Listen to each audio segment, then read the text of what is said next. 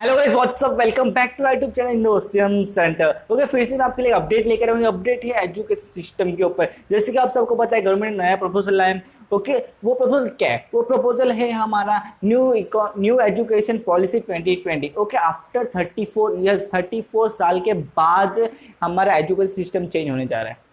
Okay, आप सबको पता है कि रिसेंटली आपने न्यूज़ भी सुना होगा और बहुत सारा आप सर्च भी कर रहे होगे। ओके, तो ये क्या है, इसमें क्या आपको जानने का है कि इसमें चेंजेस क्या क्या लाई गई है। अब मैं जैसे कि मैं आप सबको बता दूं कि इसके छोटी मोटी कुछ चेंजेस नहीं, बहुत बड़ी चेंजेस लाई गई है कि पूरी एजुकेशन जो लाइफ थी उसको ही पूरा चेंज कर दिया।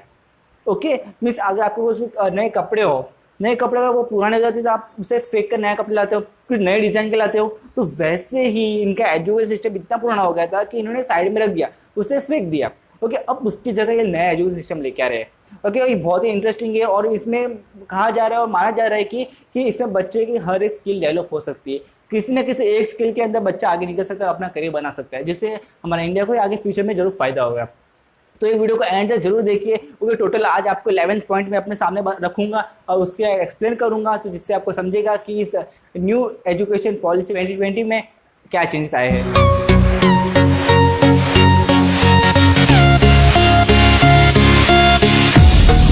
तो स्टार्ट करते हैं हमारा फर्स्ट पॉइंट। फर्स्ट पॉइंट हमारा क्या है? द 10+2। 10+2 क्या है दोस्तों? 12। वो मैक्स नहीं, यहाँ पर एजुकेशन में 10+2 क्या है? एजुकेशन के लिए 10+2 में फर्स्ट स्टैंडर्ड से लेकर 10th स्टैंडर्ड तक बच्चा पढ़ता था। 10th में बोर्ड देता था। ओके, तो उसकी स्कूल लाइफ खत्म होती थी। ओके, फिर वो 11th में आता था, 11-12 करता था। 11th को एक्चुअली स्कूल लाइफ ही बोलते हैं। मीन्स एक मुंबई शहर में रहने के कारण उसको कॉलेज कहा जाता है। ओके, बस इतना ही फर्क है। ओके, 11-12 ओके, ये करके फिर 12 में बोर्ड देता था, उधर पास आउट होके वो डिग्री कॉलेज में आता था। ये सिस्टम था।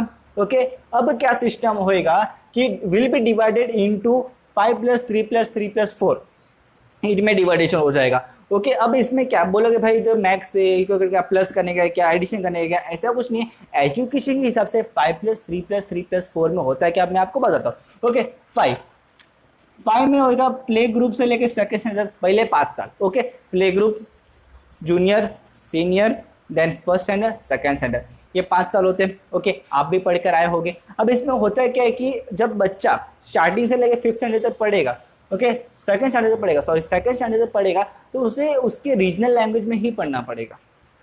समझा आपको? ओके, अगर वो आप महाराष्ट्रियन हो, ओके, आप महाराष्ट्रियन हो तो आपको प्ले ग्रुप से लेकर अगर पढ़ना है तो सेकंड स्टैंडर्ड तक पढ़ोगे। अगर बच्चा वो हिंदी से है, हिंदी से अगर उसको हिंदी पढ़ना है तो हिंदी से लेकर प्ले ग्रुप से लेकर सेकंड स्टैंडर्ड तक हिंदी में पढ़ेगा। ओके, वो तमिल, तेलुगु, मलयालम उस साइड से है तो उस साइड से वो बचपन से पढ़ेगा। तो ऐसे ही उसको रीजनल लैंग्वेज पढ़ने का। अब इसके पीछे का एम, ऑब्जेक्टिव क्या है कि बच्चों को उसकी मातृभाषा मीन्स उसकी मदर लैंग्वेज में ही उसको आगे बढ़ना चाहिए, थोड़ा आगे बढ़ना चाहिए। प्लस इंग्लिश सब्जेक्ट तो होगा, इंग्लिश सब्जेक्ट तो होगा, पर उसमें भी वो आगे अच्छा करेगा। अब नेक्स्ट देखते हैं।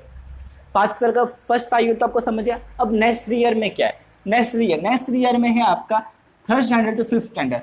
ये भी एक नॉर्मल रहेगा, नॉर्मल जैसा आप पढ़ते थे, लेकिन इसमें भी मदर लैंग्वेज में उसको पढ़ना पड़ेगा। एक इंग्लिश सब्जेक्ट तो होगा, प्लस बाकी जितने भी सब्जेक्ट होंगे, उसके मैथ्स होगा, हिंदी या फिर उसके रीजनल सब्जेक्ट के लैंग्वेज होगी, वो सब उसको पढ़ने पड़ेंगे, अपने रीजनल लैंग्वेज में ही पढ़ने पड़ेंगे। ओके, मराठी तो मिस मराठी, गुजराती मिस गुजराती, तमिल, तेलुगु, मलयालम, ये सब उसको लैंग्वेज सब पढ़ने पड़ेंगे जिस लैंग्वेज वो सेलेक्ट कर रहा है। बाकी अब नेक्स्ट 3 ईयर की बात करें तो वो आता है 6 स्टैंडर्ड से 8 स्टैंडर्ड। अब इसमें बन जाती है चॉइस। ओके, आपको कंटिन्यू कर रहे हैं अपने रीजनल लैंग्वेज से कि इंग्लिश मीडियम में आप अपना कन्वर्ट कर सकते हो बाकी। ओके, मीन्स ये भी नॉर्मल होगा 6, 7, 8, ये 3 ईयर्स। ओके, इधर तक तो सब नॉर्मल था। अब होगी बड़ी चेंजेस। इसमें बड़ी चेंजेस क्या होगी? 4 ईयर, 1 साल 4 ईयर डालते हैं। अब क्या आप तो बोलोगे सर हम जो 9, 10, 11, 12 भी पढ़ा है, इसमें क्या फ़र्क है? अब इसमें फ़र्क क्या है? 9th स्टैंडर्ड से 12th स्टैंडर्ड का जो बच्चा पढ़ेगा उसमें स्ट्रीम सेलेक्ट करेगा, स्ट्रीम सेलेक्ट करेगा। अब कौन सा स्ट्रीम सर? ओके, जो आप 10 के बाद करते थे वो वाला स्ट्रीम। ओके, कॉमर्स साइड जाएगा, 10 के बाद साइंस साइड जाएगा, 10 के बाद आर्ट्स करेगा, डिप्लोमा करेगा, कुछ अदर कोर्सेज करेगा।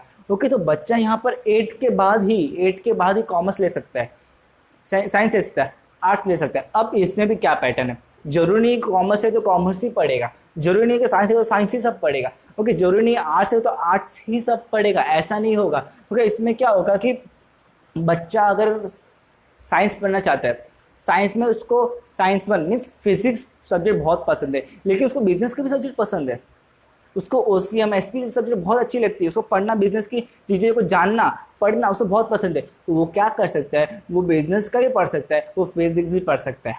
अगर उसको हिस्ट्री पसंद है वो हिस्ट्री पढ़ सकता है, आर्ट्स में जाके ज्योग्राफी पढ़ सकता है। ओके, ये सब मिक्स करके वो पढ़ सकता है दोस्तों। तो ये होता है 9th स्टैंडर्ड से लेकर 12th स्टैंडर्ड तक। अब इसमें पैटर्न क्या था, अब 9th 10th स्कूल लाइफ बोलते थे। ओके, एक ही स्कूल में करते थे, मीन्स एक ही स्कूल में होगा ये भी। ओके, एक ही स्कूल में करते थे। ओके, 9th एक साल, 10th एक साल, फिर 10th में बोर्ड देते थे। अब इसमें ऐसा नहीं होगा। अब इसमें क्या होगा, 9th के 2 साल, 9th का 1 साल होगा, उसमें डिवाइडेशन हो जाएगी। 9th के 6 मंथ, 9th के 6 मंथ, मीन्स यहाँ पर टोटल 8 सेमेस्टर आपके बन जाएंगे। मीन्स 4 साल में 8 सेमेस्टर, हर एक 6-6 महीने में 6-6 महीने में आपके सेमेस्टर हो गए। टिल एंड 12 तक आपका 8वां सेमेस्टर चलेगा, और इसमें सब सेमेस्टर आपके लिए इंपॉर्टेंट हो गए। ओके, अगर आप बीच में फेल हो रहे हो तो आपको फेल ही कंसिडर किया जाएगा, क्योंकि आप पास आउट हो रहे हो तो लास्ट तक आपको पास आउट होना है। और उसके बाद 12 के बाद क्या होगा, आपकी एंट्रेंस एग्जाम होगी, जिसके बाद अपने अगले करियर के फील्ड में जाकर अपना डिग्री या फिर अपना मास्टर डिग्री हासिल कर सकते हो। ओके, तो ये था हमारा 9 से लेकर 12 स्टैंडर्ड के बीच में चेंजेस। ओके, अब सेकंड पॉइंट क्या है, सेकंड पॉइंट ये है कि 6% of GDP to education.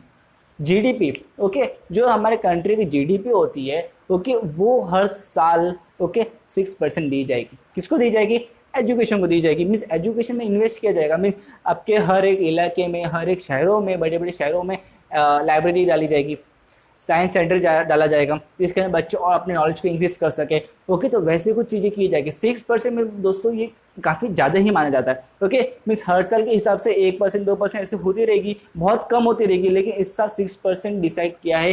6% GDP हम इन्वेस्ट करेंगे, किस कहाँ पर इन्वेस्ट करेंगे, एजुकेशन सिस्टम में इन्वेस्ट करेंगे। ओके, ऑलराइट, फिर थर्ड पॉइंट है हमारा, देयर इज नो रिजिड। यहाँ पर रिजिड का मीनिंग होता है स्ट्रिक्ट, रिजिड का मीनिंग होता है normal strict. There is no rigid separation between any stream that is science and commerce, science commerce arts. Okay, इसके अंदर कोई अभी भेदभाव नहीं होगा। मीन्स साइंस के बच्चे साइंस सब्जेक्ट पढ़ेंगे, कॉमर्स के सब्जेक्ट पढ़ेंगे, आर्ट्स के बच्चे आर्ट्स सब्जेक्ट पढ़ेंगे। ओके, उस पहले ये होता था। अब क्या हो जाएगा कि मैंने आपको यहाँ पर ही बता दिया है, यहाँ पर 8 के बाद से बच्चा ये करेगा, स्ट्रीम सेलेक्ट करेगा। स्ट्रीम सेलेक्ट करने में वहाँ पर अलग अलग पुल बनाए जाएंगे। ओके, जिसके अंदर साइंस कॉमर्स सब्जेक्ट मिक्स हो गए, जिसके अंदर साइंस और कॉमर्स सब्जेक्ट मिक्स हो गए, जिसके अंदर arts and commerce subject mix हो गए। ओके, ये सब सब्जेक्ट मिक्स करके भी वो पढ़ सकता है, जिसमें उसको इंटरेस्ट है वो पढ़ सकता है, कोई ऐसी जबरदस्ती नहीं। ओके, बहुत बच्चों का ऐसा रहता है कि उन्हें साइंस ही पसंद है, कॉमर्स भी पसंद है, लेकिन साइंस में उन्हें केमिस्ट्री नहीं पसंद है, बायोलॉजी नहीं पसंद है, फिजिक्स पसंद है, फिजिक्स सब्जेक्ट पसंद है। लेकिन कॉमर्स में उन्हें ये SP सब्जेक्ट, इकोनॉमिक्स में बहुत बोर होता है, लेकिन उसे OC बहुत पसंद है। ओके, अकाउंट्स करना बहुत पसंद है, तो इसको मर्ज करके पढ़ सकते हैं, ये अपनी नई स्किल डेवलप कर सकता है। ओके, तो ये था हमारा separation, no separation between any stream. Okay, next point, every child will come out of school adept in at least one skill. अगर कोई बच्चा स्कूल से पास होकर निकल रहा है तो इसका श्योर गारंटी है उसके अंदर एक ना एक स्किल हमेशा, एक ना एक स्किल उसके पास रहेगी। एक स्किल में वो मास्टर रहेगा, उसे एकदम मास्टर माइंड होगा उस स्किल में, जब वो अपने स्कूल से पास आउट होकर निकलेगा। ये श्योर है, बिकॉज इसका पैटर्न ऐसा है।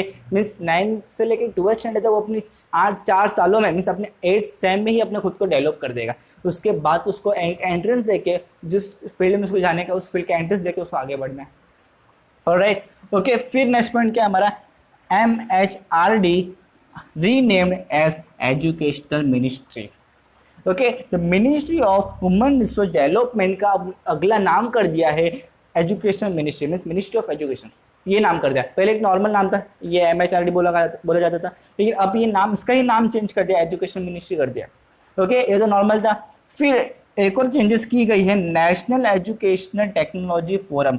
अब इस फोरम में क्या हुआ है कि जो बच्चे रहेंगे, जो बच्चों कुछ बच्चे होते हैं, उन्हें टेक्नोलॉजी के रिलेटेड पढ़ाई करना बहुत पसंद होता है, तो उनके लिए भी अलग से फोरम बनाया गया है। उनके लिए एक अलग से national educational forum, technology forum बनाया गया है, उसमें वो बच्चे जाके पढ़ सकते हैं।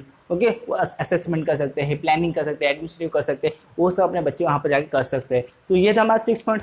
अब बढ़ते हैं हमारे नेक्स्ट पॉइंट के साथ। ओके, तो अब हम देखते हैं हमारे नेक्स्ट 7, 8, 9, 10, 11 पॉइंट। ओके, अब ये 5 पॉइंट में क्या है, फिर से आपको यही समझने का है कि इसके अंदर क्या एजुकेशन सिस्टम लाई गई है। ओके, तो 7 पॉइंट क्या है, common entrance exam for all higher education.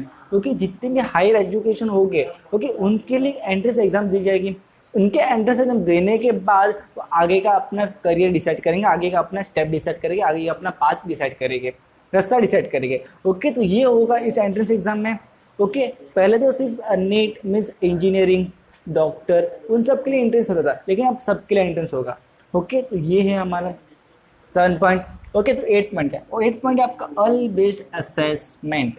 Assessment means आपको मालूम है दोस्तों, जहाँ पर लोग मीन्स किसी भी चीज़ की असेसमेंट करनी है तो पहले ग्रुप होता है, मीन्स पहले गैदर हो गए, फिर उस पर डिस्कस करेंगे, उसे अच्छे से समझेंगे, उसको उससे कहा जाता है assessment.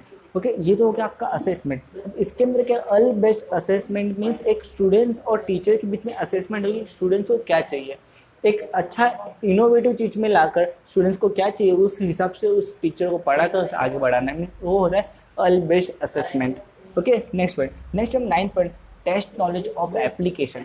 Test knowledge of application इस बच्चे में किस चीज़ की नॉलेज है उस बेस पे उसकी टेस्ट होगी। ओके, तो उसे कहा जाएगा नॉलेज बेस्ड टेस्ट बोलते हैं, तो टेस्ट नॉलेज एप्लीकेशन भी कहा जाता है इसे। ओके, तो फिर नेक्स्ट क्या है हमारा, कोडिंग फ्रॉम 6th क्लास 6 से बच्चा कोडिंग करना चालू कर देगा। में जो हम 11 12 फिर उसके बाद सीखते हैं कोडिंग करने के लिए, लेकिन यहाँ पर बच्चा कोडिंग फ्रॉम 6th क्लास से ही सीखना चालू कर देगा, मीन्स बच्चा बिल गेट बन सकता है। ओके, तो ऐसे ही होगा हमारा एक नया एजुकेशन सिस्टम है। अब लास्ट में काफ़ी अच्छा है, ई कोर्सेज का मतलब तो आपको मालूम होगा दोस्तों, मीन्स इलेक्ट्रॉनिक कोर्सेज मीन्स जो आप इंटरनेट पर बैठे बैठे सीख सकते हो, घर पे एक जगह पर बैठे बैठे इंटरनेट पे एक कोर्सेज सीख सकते हो, तो वो e courses in regional language. Okay, अगर आपको इंग्लिश नहीं समझती तो आप मराठी में ई कोर्सेज सीख सकते हो। ओके, अगर आपको MSCIT करनी, MSCIT इंग्लिश में होती है, लेकिन आप MSCIT मराठी में कर सकते हो, आप MSCIT तमिल में भी कर सकते हो, आप MSCIT हिंदी में भी कर सकते हो, इंग्लिश में भी कर सकते हो। ऐसे रीजनल लैंग्वेज में आप अपना ई कोर्सेज को भी कर सकते हो। ऐसे खाली MSCIT में एग्जाम्पल जैसे कितने सारे ई कोर्सेज है जिससे आप अपना फ्यूचर बना सकते हो, अच्छा जॉब मिला सकते हो। ओके, वो अपनी रीजनल लैंग्वेज में भी कर सकते हो। ओके, तो ये था हमारा टोटल आज का 11 पॉइंट। मैंने फर्स्ट 6 पॉइंट बताया, फिर मैंने उसके बाद 7 से लेकर 11 पॉइंट तक बताया। ओके, फिर भी अगर आपको इसमें कुछ भी और डाउट है तो आप मुझे कमेंट से पूछ सकते हो। कमेंट से मुझे ये भी बता दीजिए कि आपको ये एजुकेशन सिस्टम चेंजेस कैसी लगी। ओके, तो अब किस बात का हेडर आ गया है ओसियम सेट। अगर वीडियो ऐसी ही पसंद आती है, ऐसे ही वीडियो आपको चाहिए तो मेरे चैनल को जल्दी से जल्दी सब्सक्राइब कर दीजिए। ओके, ऐसे एजुकेशनल अपडेट्स, मोटिवेशन वीडियोस और कॉमर्स रिलेटेड वीडियोस आपको मिलते ही रहेंगे। Okay, thank you.